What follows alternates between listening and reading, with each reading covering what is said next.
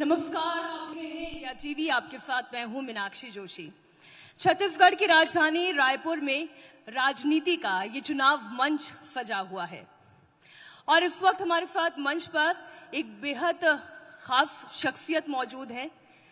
वैसे तो किसी परिचय के मोहताज है नहीं, लेकिन फिर भी इनका तारुफ करा दूं। सक्रिय राजनीति में बीते 44 साल का इनका जबरदस्त अनुभव है। Old school politics, Uttar Pradesh की खाटी राजनीति की समझ से लेकर एक नई किस्म की राजनीति का दौर, आज की मॉडर्न पॉलिटिक्स के भी कांग्रेस के सेनानियों में मैं कहूं तो ये महारथी हैं।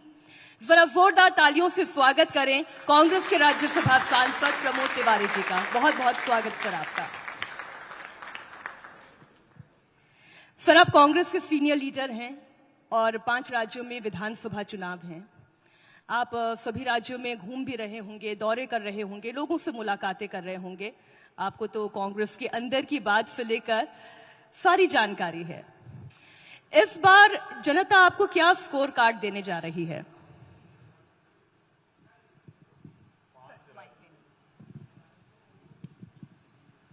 नमस्कार। 5 राज्यों में चुनाव हो रहे हैं। मैं कांग्रेस का स्कोर कार्ड बताने के पहले भाजपा का बता दूं। वो टेस्ट मैचों की सीरीज चलती है ना, तो 5-0 है और 5-0 है हार की टेस्ट सीरीज। एक राज्य ये श्योर होके नहीं बता सकते कहां जीतेंगे। मैं शुरू करता हूं मिजोरम से। एक सीट थी, मणिपुर की वजह से वो भी खतरे में है, तो वहां सोच नहीं सकते। हम और हमारे बगैर कोई सरकार वहां बन नहीं सकती। मैं दावा नहीं करता कि वहां हम 2/3 बहुमत से या अपनी खुद सरकार बनाने जा रहे हैं। अब 0 सीट के साथ वो सरकार में शामिल तो नहीं हो पाएंगे। तेलंगाना, लड़ाई वहां बीआरएस बनाम कांग्रेस हो गई है, भाजपा कहीं है नहीं, तो वहां भी अगर 10 विकेट से नहीं हारेंगे तो 9 विकेट से हारेंगे। राजस्थान, जिसके बड़े चर्चे थे और कहा यह जाता था कि वहां आपस में बड़ा झगड़ा है, उल्टा हो गया। चुनाव आते आते थे तो हमारे अंदर दिखा भी नहीं पा रहे हैं कहीं झगड़ा है भी नहीं, पर उनके यहां क्या हो रहा है कहने की जरूरत नहीं है। वसुंधरा जी की नाराजगी बहुत भारी पड़ेगी। और छत्तीसगढ़, जहां हम आप बैठे हैं, मध्य प्रदेश, चुनाव की तारीख का इंतजार है। जिस तरह एक बनी बनाई सरकार को वहां गिराया गया था, डकैती हुई थी विधायकों की, तो वहां के लोग सजा देने को तैयार बैठे हैं। छत्तीसगढ़ में यहां रिवाज है 15 साल में ही सरकार बदलती है, तो वो रिवाज कायम रहेगा। बघेल सरकार पिछली बार से आगे बढ़ती है या 1-2 सीट पीछे होती है, सिर्फ इसी का इम्तिहान है। पर जिस तरह बघेल जी ने काम किया है, मैं कह सकता हूं कि सबसे बड़ी बात इस आदमी ने एक की है। मैं पूरी सरकार की बात करता हूं, कहलाती है बघेल सरकार, कि अब लोगों को लगने लगा कि हां, छत्तीसगढ़ी सबसे बढ़िया, कपड़े से, पहनावे से, खान पान से, दिखने पे छत्तीसगढ़ी लगे, सफारी पहन के, और महाराजा राजा न लगे, छत्तीसगढ़िया लगे। जिस तरीके से, मैं तो एक बात के लिए, यहां यूथ बहुत बैठे हैं, मैं पूछना चाहता हूं, सकता है मेरा थोड़ा सा गूगल गड़बड़ हो, मुझे बता दें, क्या किसी राज्य ने हिंदुस्तान के ये हिम्मत की है कि केजी से पीजी तक नौजवानों की शिक्षा मुफ्त होगी? ये क्या किसी राज्य ने कहा? और मैं तो दुनिया भर में बहुत सी जगहों पे घूमा हूं, बहुत बड़े बड़े देश अपने आप को बड़ा सफल देश कहते हैं, बहुत से देशों में भी ये नहीं है, दुनिया के बड़े देशों में भी ये नहीं है। और ये अगर किसी ने कर दिखाया है तो देखने, सुनने, काम करने के अंदाज में एक छत्तीसगढ़िया ने करके दिखाया है, तो मैं तो उनको इसका पूरा श्रेय देता हूं। और आप देखिएगा नौजवानों की क्या होता था? फीस की प्रॉब्लम, एडमिशन की प्रॉब्लम, जिस तरह उन्होंने मेडिकल कॉलेज, इंजीनियरिंग कॉलेज बढ़ाए हैं, एक नई योजना यहाँ इंग्लिश मीडियम की चालू की है उन्होंने। कल ही राहुल गांधी भी कह रहे थे कि अब सभी को इंग्लिश मीडियम में एडमिशन दिलवाएंगे। यहां तक तो बात अच्छी है, आपने बीजेपी का स्कोर कार्ड तो बता दिया, लेकिन कांग्रेस का स्कोर कार्ड क्या 5-0 रहेगा? अब इंडिया का स्कोर 5-0 रहेगा, ये बता दूं मैं आपको। और इंडिया का मतलब क्या होगा ये आप जानते हैं। 5-0 रहेगा, ये मैं कह नहीं रहा हूं, दावा कर रहा हूं। और मैं कहूंगा फिर इलेक्शन के बाद वापस मत जाइएगा, एक दिन फिर हम आप यहीं बैठेंगे और मैं अपना 5-0 का स्कोर कार्ड आपको दिखा दूंगा। ये तो मैं बोलने वाली थी मैं आपसे कहने वाली थी, ये आत्मविश्वास के पीछे कारण क्या है? ये आत्मविश्वास है या अति आत्मविश्वास है? ये हकीकत है, सच्चाई है, सामने दिख रहा है।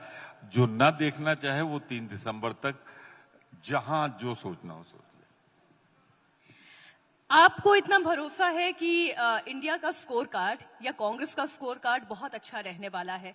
आप 5 राज्यों में बहुत अच्छा प्रदर्शन करने वाले हैं। 3 राज्यों में तो जीत कमोबेश तय सी नजर आ रही है, जितने आपके पार्टी के लीडर से बातचीत होती है, जो भाव समझ में आता है। लेकिन प्रधानमंत्री नरेंद्र मोदी जब यहाँ आते हैं तो वो ये कहते हैं कि छत्तीसगढ़ में दलितों, पिछड़ों और आदिवासियों के हक को मारा गया है। क्या कहेंगे आप? कहते हैं, और मोदी जी तो कभी झूठ बोलते ही नहीं, आज तक नहीं बोला उन्होंने, और बोला भी तो माना नहीं कि मैंने झूठ बोला है। मैं सिर्फ इतना कहना चाहता हूं कि लगता है वो रमन सरकार के बारे में कह जाते हैं। कैसे वो इनकार कर सकते हैं? भारत का प्रधानमंत्री जिसके पास दुनिया के सारे आंकड़े, आज सबसे बड़ी समस्या अगर कोई इस देश के सामने है तो किसानों की और बेरोजगारों की। इस हिंदुस्तान की सबसे कम बेरोजगारी अगर कहीं है तो कहां है मालूम है? हिंदुस्तान में छत्तीसगढ़ में सबसे कम अनएम्प्लॉयमेंट। इससे ये आजकल के जमाने में नए बने राज्य के लिए यहां आज है 0.8%, और ये 0.1% और 8% के बीच में वेरी करती है। और भाजपा के टाइम में क्या थी मालूम है आपको? 22%। तो 22% से जो आदमी 0.8% पे लाए, उसके बारे में क्या मोदी जी मेरे ख्याल से झूठ नहीं बोलते, पर ये आंकड़े तो कुछ अलग बयान कर रहे हैं। अब इनके बारे में मैं एक चीज और बताऊं। अभी अमित शाह जी आए थे, मैं 20 को यहां आया था, वो 18-19 थे। वो एक चीज बोल गए कि ये जो नगर नार है, यहां एक प्लांट बना है, 2700 करोड़ रुपए में लगा है। जमीन आदिवासियों की छीनी गई, सब कुछ छीना गया, बड़ा एजिटेशन हुआ, बन के तैयार हो गया। अब बन के तैयार तो हो गया, अब उसे ऑन सेल कर दिया, बिक जाएगा। तो क्या सरकार ठेकेदार हो गई है, एजेंट हो गई है कि गरीबों की जमीन कब्जा करे और कब्जा करने के बाद वहां जुल्म ढाए, और जब बन जाए तो 2 में से 1 तिजोरी को ट्रांसफर कर दे? मैं तो फिर एक बार बघेल साहब को बधाई दूंगा। उन्होंने कहा अगर आपको बेचना ही है तो प्रदेश सरकार खरीदार है, प्रदेश सरकार को आप दे दीजिए, किसी पूंजीपति को मत दीजिए। उन्होंने ये कहा कि हमने इसे कैंसिल कर दिया है। मैंने कैबिनेट डिसीजन, जियो, नोटिफिकेशन प्रेसिडेंट का सब दिखा दिया कि ये है बेचने का ऑर्डर, और मैंने उन्हें 1 सप्ताह का टाइम दिया था कि 1 सप्ताह बाद आप बता देना, वो ऑर्डर दिखा देना छत्तीसगढ़ में। आज 9 दिन हो गए, 10 दिन, आज तक वो ऑर्डर नहीं दिखा पाए। यानी इतना बड़ा, फिर मैं कहूंगा झूठ तो बोलते नहीं, तो आदत है। तो जो उन्होंने कहा था, मेरी फिर चुनौती है कि अभी चुनाव में काफी दिन है, 1 हफ्ते का समय मैं उनको और देता हूं, 1 हफ्ते बाद फिर पूछूंगा उनसे कहां है वो ऑर्डर जिससे आपने नगर नार को बेचने की सूची से हटा दिया है। आप ये आरोप लगा रहे हैं बीजेपी पर, लेकिन इसके ठीक उल्टा बीजेपी तो ये कहती है कि बघेल सरकार ने तो गरीबों के घर छीन लिए, और एग्जाम्पल के तौर पे वो ये कहती है कि बीजेपी के समय में जो गरीब तबकों के लिए कॉलोनाइजर्स थे, उनके लिए 5% अलग से हिस्सा रखा जाता था। लेकिन 15% बल्कि 15% लैंड पोर्शन छोड़ना होता था। लेकिन जब से भूपेश बघेल सरकार आई है तो उन्होंने पूरा का पूरा ठेका कॉलोनाइजर्स को दे दिया है, बिल्डर्स के हाथ में दे दिया है। अब वो तय करते हैं कि गरीबों को जमीन मिलेगी या नहीं मिलेगी, उनके आवास बनेंगे या नहीं बनेंगे। पीएम आवास योजना के तहत भी वो कहते हैं कि गरीबों को तो लाभ मिल ही नहीं रहा है। अब मैं आपसे, शायद राहुल जी की वो घोषणा आपने नहीं सुनी, हमने, राज्य ने, केंद्र से तो हमें कुछ मिलता नहीं, राज्य ने करीब 17 लाख आवास बना के गरीबों को देने के लिए कहा। ये हमारा है। अब 17 लाख आवास ना दिखाई पड़े और कहते हैं गरीबों की सर से हमने छत हटाई है, तो इससे बड़ा झूठ क्या हो सकता है। मैं तो चुनौती कह रहा हूं, 17 लाख छत्तीसगढ़ आवास न्यास नाम की योजना में हमारा कमिटमेंट। तो अब छीना की दिया, ये सामने है। मैं फिर कहता हूं, आप अपने 15 साल को एक तरफ तराजू उठाइए, 15 साल भाजपा सरकार की उपलब्धियों को रख दीजिए और 5 साल बघेल सरकार को रख दीजिए, बहुत भारी होगा हमारा पलड़ा, ये दावा है हमारा। हम थोड़ा सा कास्ट सेंसस पर भी आते हैं, क्योंकि चाहे प्रियंका गांधी छत्तीसगढ़ आए, चाहे कल राहुल गांधी को हम सुन रहे थे, बार बार जातिगत जनगणना की बात होती है। पहले तो मैं इस पर आपकी भी राय जानना चाहती हूं कि जातिगत जनगणना क्यों जरूरी है। राहुल जी की भाषा में कहूं तो इससे एक्सरे हो जाएगा, किसका कितनी जनसंख्या है। भारत के जो संसाधन है, भारत माता के जो संसाधन है, उनमें बटेगा, सबका ख्याल रखा जाए। हम लेना कुछ नहीं चाहते, ये मैं गलतफहमी दूर कर दूं, किसी का हिस्सा कम करना चाहते हैं, पर जो पिछड़े हुए हैं उनकी अलग गणना होनी चाहिए और गणना के अनुसार उनकी निश्चित रूप से उनकी जो कमियां हैं, जो उनमें पिछड़ापन है, जो है उसे दूर करने के लिए हम वचनबद्ध हैं और इसे करेंगे, इस सरकार का वादा है। लेकिन सर, ये तो सोशियो इकोनॉमिक सेंसस से भी किया जा सकता है। सोशल सिचुएशन क्या है, आर्थिक स्थिति क्या है। अगर बघेल सरकार की बात करें तो विधानसभा में तो उन्होंने भी सर्वे का पूरा आंकड़ा रखा, तो फिर कास्ट सेंसस क्यों? कास्ट सेंसस बदलती रहती, रेशियो बदलता रहता है। आज अगर हम ये कह रहे हैं कि आज जो भारत के सामने चुनौतियां हैं, इस देश के सामने चुनौतियां हैं, तो आज एक बार जनगणना हो जाए, एक बार कास्ट बेसिस सेंसस हो जाए, इसमें इतना ज्यादा मोदी जी को आपत्ति क्या है? इसमें शिकायत क्यों है उनको? वो डर क्यों रहे हैं?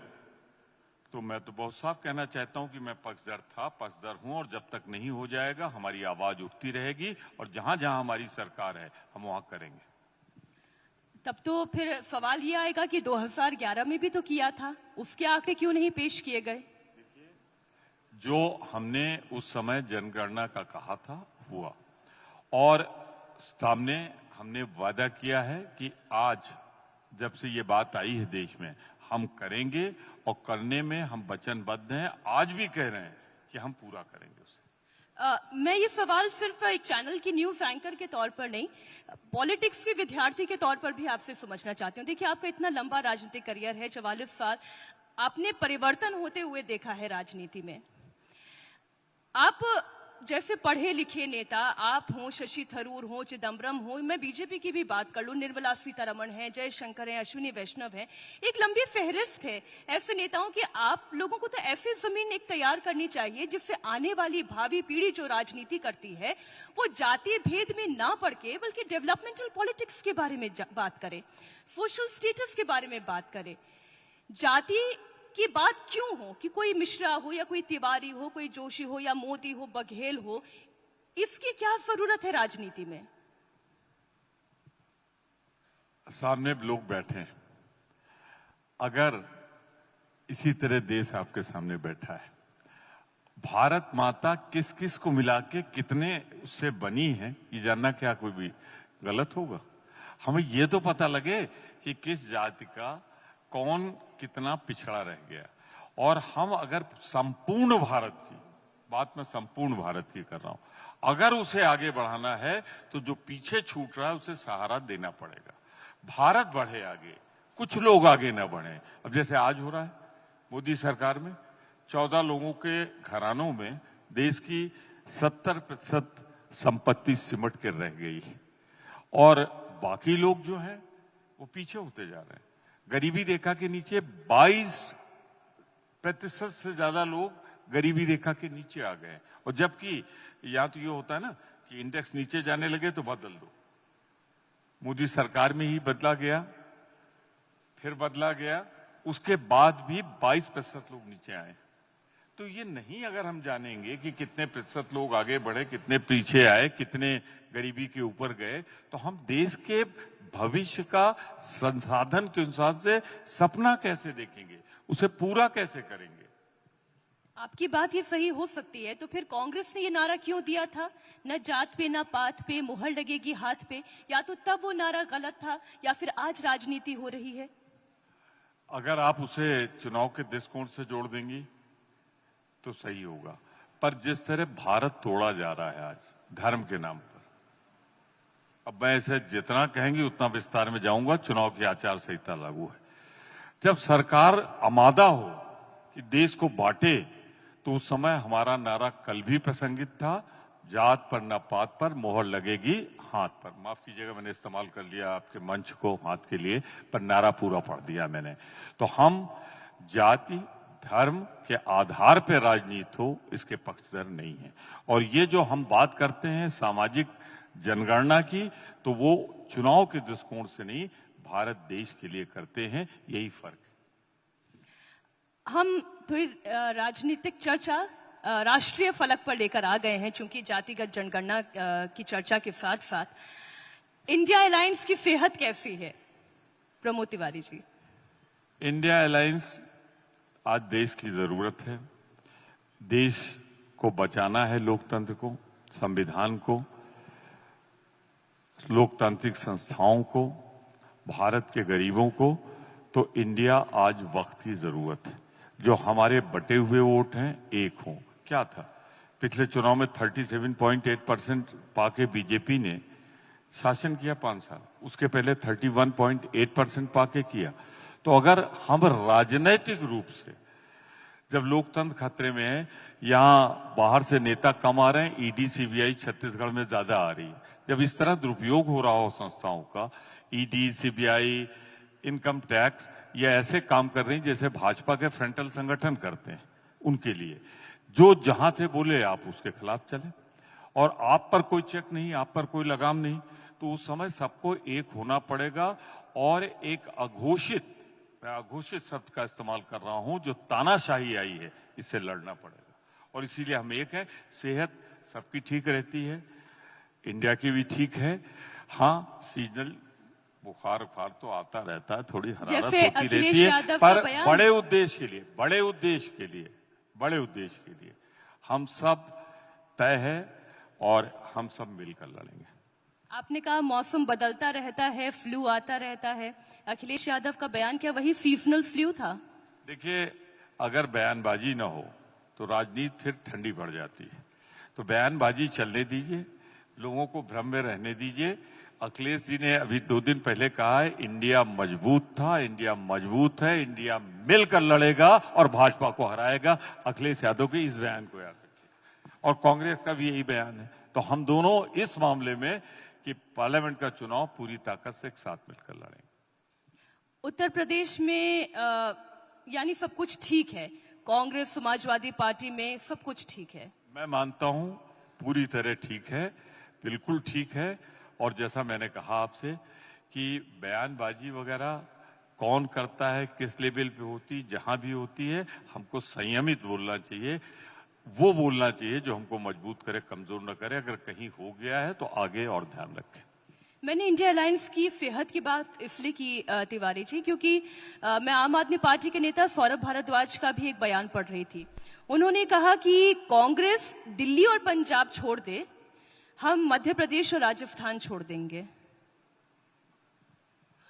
मैं उनसे कुछ नहीं कहना चाहूंगा, क्योंकि मैं वही गलती नहीं करना चाहता जो अभी आप उससे पूछ रही थी। हम दावे के साथ एक चीज कह रहे थे कि अलायंस पूरे देश में होगा और अलायंस में सारे देश में सारे जो जहां पर जितना ताकतवर है उसके हिसाब से उसे सीटें मिलेंगी। ये हमारी बातचीत चल रही, सीट शेयरिंग की भी बात चल रही। अब दिक्कत ये है कि समय से पहले बोल दो तो दिक्कत हो जाती है। अब हमने अपना नाम इंडिया रख लिया तो भारत का संविधान बदलने लगे लोग। कल तक जो कहते थे चक दे इंडिया, जो कहते थे मेक इन इंडिया, चलो इंडिया, बैठो इंडिया, सो जाओ इंडिया, वो इंडिया नहीं बोलते और इंडिया बोलते तो खांसी आने लगती है। तो छोड़िए, बहुत सी चीजें हमारी सीक्रेट हैं, वो रहेंगी, हम एकजुट होकर लड़ेंगे। इंडिया अलायंस का चेहरा राहुल गांधी होंगे मोदी के सामने 24 के चुनाव में। आप मुझे राहुल गांधी की प्रशंसक लगती हैं इसलिए कह रही हैं, हम भी हैं, हम भी प्रशंसक हैं। लाखों करोड़ों लोग हैं, खास तौर से जब से कन्याकुमारी से कश्मीर तक आए हैं तो उनके लिए लोगों की सोच एक बहुत पॉजिटिव हुई है। पर मैं एक चीज आपसे कह दूं, भारत का संविधान क्या कहता है देख लीजिए। मैं तो रोज कोट करता रहता हूं उसे कि पहले पॉलिटिकल पार्टियां लड़ेंगी, पॉलिटिकल पार्टियां लड़ने के बाद अगर बहुमत आया तब तो प्रधानमंत्री की बात होती है। इस बार आएगा 2/3 बहुमत से इंडिया आएगी। और फिर जब राष्ट्रपति, क्योंकि देश की बात है, वरना राज्यपाल अगर प्रदेश की बात हो तो बहुमत वाले दल को नेता देंगे। अब भाजपा के लोग नाराज हो गए मुझसे, उन्होंने कहा कि एक ऐसी बारात है जिसमें दूल्हे का पता नहीं। ठीक है, अब कोई बोल रहा है?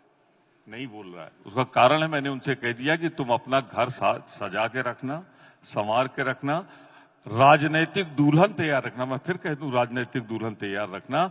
इंडिया का दूल्हा आएगा और शादी धूमधाम से होगी। उसके बाद से उन्होंने बोलना बंद कर दिया। तो उसमें कौन सी दिक्कत की बात है? जब संविधान के अनुसार हम पहले नेता नहीं, संविधान के अनुसार नेता चुना जाता है, उसके बाद तो हम संविधान विरोधी काम क्यों करें? अब वही सवाल जो आपने मुझसे पूछ लिया, मैंने तो यहां नहीं कहा कि आपका दूल्हा कौन है। यहां किसी को पता है मुख्यमंत्री कौन होगा? छोड़िए, जो संविधान के अनुसार है उसी चेहरे पे लड़ा जाता है। आखिरी प्रश्न प्रमोद जी, कांग्रेस बड़ी बदली बदली नजर आती है, बहुत ज्यादा एग्रेसिव नजर आती है। कभी जो लगता था आज से 5 साल पहले कि कुछ डिफेंसिव मोड में है, अब आप ऑफेंसिव मोड में हैं। ये मोड का स्विच कैसे हुआ? जनता रूपी मतदाताओं ने कर दिया। अब अगर हम अब भी आत्मविश्वास में न हो, खुद ओवर कॉन्फिडेंस की बात नहीं कर रहा हूं, कॉन्फिडेंस की बात कर रहा हूं, और हमारे चेहरे पे खुशी न नजर आए। हिमाचल भाजपा से हमने छीन लिया, कर्नाटक छीन कर भाजपा को साउथ से 0 कर दिया, और अगर अब भी हमारे चेहरे पे खुशी नजर न आए, आत्मविश्वास नजर न आए, तो मैं कहूंगा कि राजनीतिक रूप से भूल होगी हो। बहुत बहुत धन्यवाद प्रमोद तिवारी जी, हमारे साथ इस चुनाव मंच में चर्चा के लिए, साथ देने के लिए।